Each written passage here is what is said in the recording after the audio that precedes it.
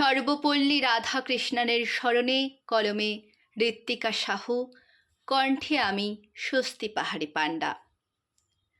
1888 সালের 5ই সেপ্টেম্বর ভারতের বুকে উদিত হলো নতুন দিবাকর।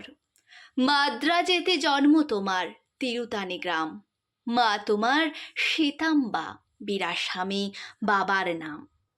জন্ম হলো মধ্যবিত্ত ব্রাহ্মণ পরিবারে, পড়াশোনায় প্রবল যেদিকে হারাতে পারে।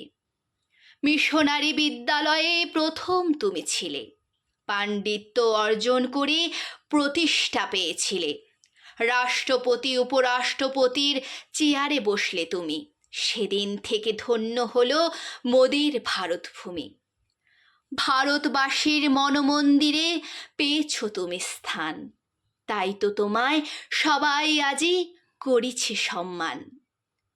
শিশু বৃদ্ধ নরনারী সকলকে ভালোবাসো, সবার দুঃখে দুঃখী তুমি, সবার সুখে হাসো।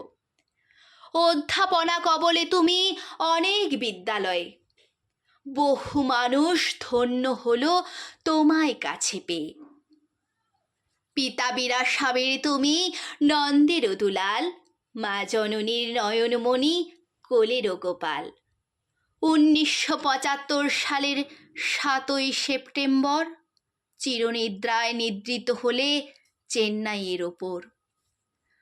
তোমায় নিয়ে লেখাখানি এই খনিতে শেষ। তোমার গর্বে গর্বিত হলো আমাদের এই দেশ।